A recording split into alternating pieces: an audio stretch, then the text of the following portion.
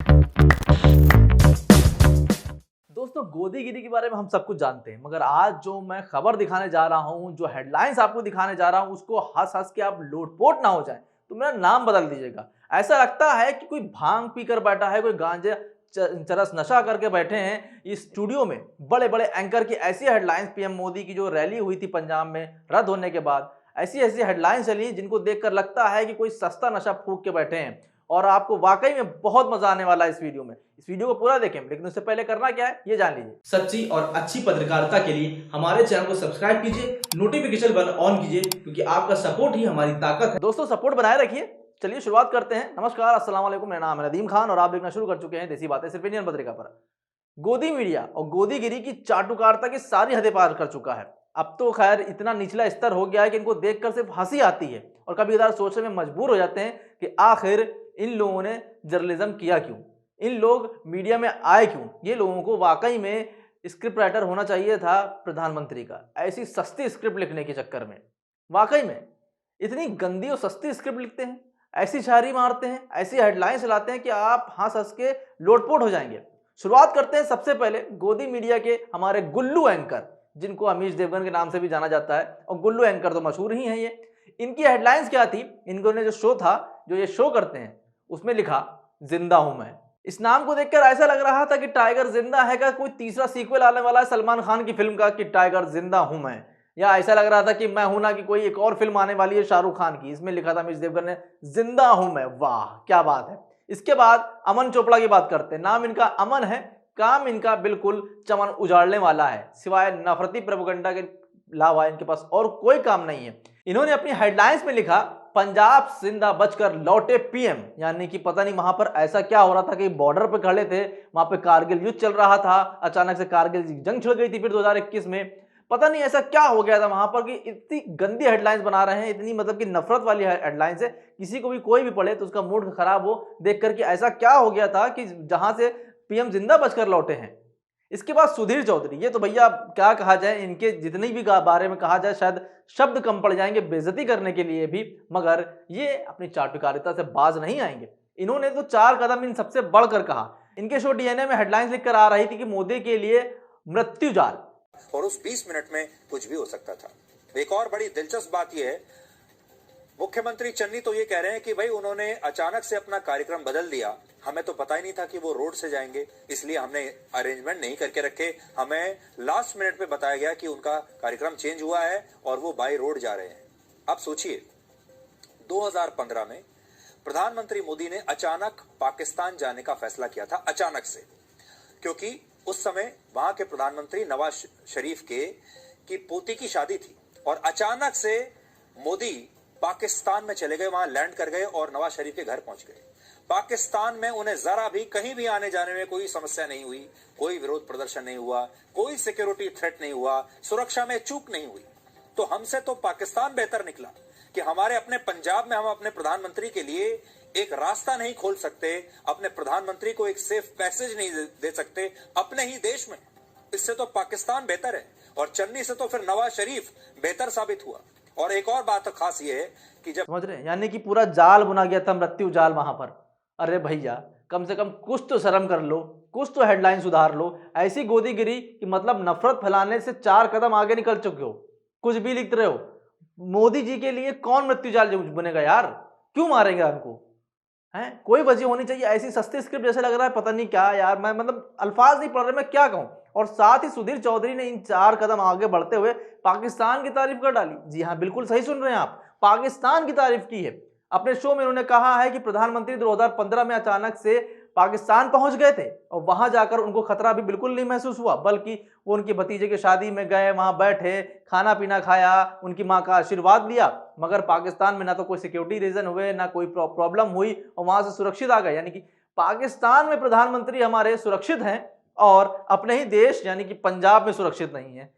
आपको याद होगा तो क्या, जब कहा जाता था कि भाई देश में बड़ी नफरतें फैल रही हैं, देश में बड़ा ऐसा हो रहा है, तो कहा जाता था पाकिस्तान चले जाए। तो क्या प्रधानमंत्री को सुधीर चौधरी पाकिस्तान भेजेंगे कि अगर आपको यहाँ खतरा लग रहा है तो आप पाकिस्तान चले जाइए? सोचिए, अगर यही खतरा और यही बात किसी कांग्रेस के नेता या किसी कांग्रेस के सीएम या विपक्ष किसी के नेता के साथ हुआ होता तो अब तक उसको पासपोर्ट टिकट सब करा दिया गया होता पाकिस्तान का।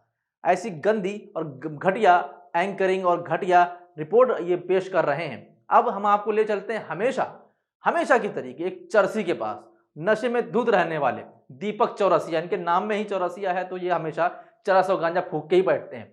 इन्होंने ट्वीट किया और लिखा, इनके जो ट्वीट के दावे की है उसकी भी पोल हम खोलेंगे, लेकिन उससे पहले हम आपको इन्होंने लिखा क्या है वो बता दें। इन्होंने लिखा कि पीएम किस रास्ते से जाएंगे ये केवल पंजाब पुलिस को पता था। आरोप है कि पंजाब पुलिस ने प्रदर्शनकारियों के साथ मिलकर ये जानकारी साझा की। इसके मुताबिक पाकिस्तान से महज 10 किलोमीटर की दूरी पर कानून व्यवस्था की चूक राष्ट्रीय सुरक्षा मसले में सेंध लगाने जैसा है। 10 किलोमीटर दूर। अब आप इस पॉइंट को ध्यान रखिएगा, ये 10 किलोमीटर दूर। आपको बता दूं कि अभी अक्टूबर 2021 में एक फरमान जारी हुआ था, एक उसमें कि अगर कहीं भी किसी भी बॉर्डर पर 50 किलोमीटर का जो दायरा होगा वो गृह मंत्रालय के बीएसएफ के अधीन आएगा। और 10 किलोमीटर की बात की जा रही है जो बॉर्डर से महज 10 किलोमीटर दूर था। तो यानी कि 50 किलोमीटर का जो दायरा है वो गृह मंत्रालय के अंडर आता है। तो गृह मंत्रालय के अंडर अगर आता है तो फिर गड़बड़ी किससे हुई? क्या गृह मंत्रालय से नहीं पूछना चाहिए? और सबसे बड़ी बात कि जिस रूट से जा रहे हैं सिर्फ उनको पता था, पंजाब पुलिस को, एसपीजी को नहीं पता था, आईबी को नहीं पता था। जितनी सुरक्षा एजेंसियां प्रधानमंत्री के दौरे को कवर कर रही थी उनको नहीं पता था। खुद इनके चैनल उस जगह पर मौजूद थे, इनके वहां पर मौजूद थे, जितने भी पत्रकार के कैमरे हैं सब जगह लगे हुए थे। क्या उनको नहीं पता था कि प्रधानमंत्री इस रास्ते में निकलेंगे? प्रधानमंत्री का काफिला जिस रास्ते से निकलता है लोगों की भीड़ रहती है। आजकल सोशल मीडिया का जमाना है, हर जगह से फोटो लोड कर दी जाती है कि भाई प्रधानमंत्री इस रास्ते से निकले। तो इसमें कोई बहुत बड़ी बात नहीं है कि हाँ किसी को भी पता चल गया होगा कि हाँ प्रधानमंत्री इस रास्ते से आ रहे हैं। लेकिन जो ये 10 किलोमीटर वाली बात की जा रही है इसको समझने की जरूरत है, क्योंकि जो 50 किलोमीटर का दायरा है वो गृह मंत्रालय यानी कि बीएसएफ की जो गृह मंत्रालय है उसके अंडर आता है। तो वहां की सुरक्षा की जिम्मेदारी भी गृह मंत्रालय की बनती है। तो क्या गृह मंत्रालय ने मिलकर साजिश रची? दीपक चौरसिया बताएंगे, इसका जवाब देंगे कि क्या गृह मंत्रालय चाहता था कि प्रधानमंत्री को जान को नुकसान हो? अगर गृह मंत्रालय ऐसा चाहता था तो भैया बहुत बड़ा खतरा है। और स्मृति ईरानी का वीडियो मैं आपको दिखाने जा रहा हूं, इनकी सिर्फ शक्ल पर आप जो है फोकस करिए। कहा क्या है उस पर फोकस मत करिए। उसमें तो सिर्फ बकवासी बोला है कि प्रधानमंत्री को जान का खतरा था, उनका नरसंहार किया जाना था, उनको जान से मारने की कांग्रेस की कोशिश नाकाम हो गई वगैरह वगैरह कहा था। मगर इनके चेहरे को देखिए आप, ऐसा लग रहा है कि बस अभी रो देंगी, अभी के अभी फूट पड़ेंगी रो रो के। इतना मतलब दुखी चेहरा मैंने आज तक कभी नहीं देखा, इतना ये दुखी थी। इसके बाद हम बात करते हैं दीपक चौरसिया और स्मृति ईरानी की तरफ चलते हैं TV9। यहां तो ऐसा लग रहा था कि जैसा लगता था कोई सस्ता नशा करके कोई सस्ता सा शायर पहुंच गया है और उसकी हेडलाइंस लिख रहा है। इनकी पहली हेडलाइंस क्या थी? हमेशा ये पहली चीज तो मैं आपको बता दूं कि TV9 इकलौता ऐसा चैनल है पूरे देश का, बल्कि मैं कहूं पूरे दुनिया का, जो हमेशा वॉर जोन में रहता है। ये हमेशा कभी चाइना से जंग करा देता है हमारी, तो कभी पाकिस्तान से करा देता है, कभी कहीं से करा देता है, लेकिन हमेशा वॉर जोन में ही रहता है। इसके एंकर जब भी आप देखेंगे स्टूडियो के अंदर वॉर जोन में ही खड़े दिखाई देंगे। अब इनकी हेडलाइन सुनेंगे आप तो आपको हंसते हंसते पेट में दर्द हो जाएगा। इनकी पहली हेडलाइंस पे जरा नजर डालिए, जो साइड में तस्वीरें चल रही हैं उस पर भी नजर डालते चलिए। इनकी पहली हेडलाइन से आज कुछ हो जाता तो पीएम जिंदा ना होते। अरे बाप रे बाप, मतलब आज कुछ हो जाता, अरे हुआ ही क्या, मैं ये जानना चाह रहा हूं। इसके बाद दूसरी हेडलाइन देखिए, इसके बाद लिखा है उन्होंने प्रधानमंत्री की जान कौन लेना चाहता है। फिर इसके बाद तीसरी हेडलाइन देखिए, प्राइम मिनिस्टर के ऊपर से खतरा अभी टला नहीं है। चौथी हेडलाइन देखिए इनकी, पंजाब की ऐसी लड़ाई पीएम की जान पर बनाई। वाह मेरे सस्ते राहत इंदौरी, वाह कितने सस्ते लोग बैठे हुए। अब आपको हंसी आ रही होगी सारी हेडलाइंस देख के, लेकिन कहा क्या जाए, गोदी मीडिया चाटुकारिता के चक्कर में ऐसी घटिया और गंदी गंदी लाइनें लिख रही है जिससे देश के अंदर नफरत पैदा हो, लोगों के दिलों में वाकई में ये आ जाए कि हाँ बहुत बड़ा कोई कांड हो गया है, बहुत कुछ हो गया है। मतलब कि एकदम बंदूकें तन गई थी, वॉर जोन में खड़े थे प्रधानमंत्री, ऐसा मतलब कि बताया जा रहा है गोदी मीडिया के जरिए। जबकि वहां पर साफ साफ सारी चीजें मौजूद थी। हमने आपको पहली खबर में भी दिखाया था कि जिम्मेदारी किसकी बनती है, कौन कौन सुरक्षा में तैनात रहता है और कैसे कैसे चीजें होती हैं। आपको एक वाक्य जाते जाते बता दूं कि 1967 में इंदिरा गांधी ने उड़ीसा में बयान देना शुरू किया। वो अपनी एक रैली में पहुंची थी तो अचानक से सामने से पत्थरबाजी शुरू हो गई थी और इंदिरा गांधी भागी नहीं थी, बल्कि इंदिरा गांधी सामने आ गई थी और उन पर पत्थर बरस रहे थे, मगर वो डटी रहीं, खड़ी रहीं। क्यों? लोकतंत्र था। लोकतंत्र में सबका अधिकार होता है कि भाई आलोचना करे, मगर आलोचना करने का मतलब ये नहीं होता है कि किसी की जान ले ले। इंदिरा गांधी पर पत्थर बरसाए गए, उनकी जान को खतरा था, कुछ भी हो सकता था, मगर वो डटी रहीं। और उसके बाद उनकी की तस्वीरें हैं जिसमें वो चोट खाती दिख रही हैं, पट्टी बनी दिख रही है।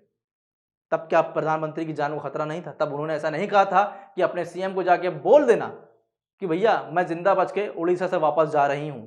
नहीं कहा था। लेकिन गोदी मीडिया ने इस कदर इसको बना दिया है, मतलब क्या कहा जाए। 700 कुर्सियां लगी थी, 70,000 कुर्सियों में से सिर्फ 700 कुर्सियां ही भरी थी। तो जाहिर सी बात है प्रधानमंत्री 700 कुर्सियों पर भाषण देते हुए अच्छे लगेंगे। और मुझे तो लगता है कि पता करना चाहिए कि ये 700 किसान तो नहीं थे कि वहां पर भी काला झंडा दिखाने के लिए बैठ गए थे और बताया जा रहा भैया 700 कुर्सियां भरी थी, जैसे ही प्रधानमंत्री पहुंचते हैं वहां पर काला झंडा दिखाया जाने लगता। तो इसकी बात भी जानकारी होनी चाहिए। वैसे जानकारी ये भी होनी चाहिए, पूरी जांच होनी चाहिए कि आखिर चूक कहां पर हुई और किससे हुई। इसकी जांच का विषय है, जांच होनी भी चाहिए।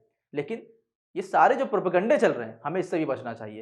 ये गोदी मीडिया है, आपको सिर्फ भड़का रही है ऐसी ऐसी हेडलाइन चलाकर। तो इनकी हेडलाइंस को दिल पे मत लीजिए, बल्कि दिमाग पर लेके खूब हंसिए कि ऐसे लोग हैं हमारी मीडिया लाइन में जो सस्ते शायर बन चुके हैं। अब इनको किसी सस्ते से मुशायरे में भेजिए, वहाँ पर जाकर ये अपनी एंकरिंग करें, वहाँ पर शायर सुनाए तो बेहतर होगा, बजाय सच्ची और बेहतरीन पत्रकारिता करने के लिए। क्योंकि बेरोजगारी, महंगाई, गिरती जीडीपी और बढ़ते गुंडे राज को दिखाने के बजाय ये बाकी सारी चीज़ों को दिखाते हैं। तो फिलहाल आपका क्या कहना है इस पूरी खबर पर, हमें कमेंट करके जरूर बताइए। देखते रहिए पत्रिका। अभी के लिए बस इतना ही। नमस्कार, खुदा हाफिज, जय हिंद।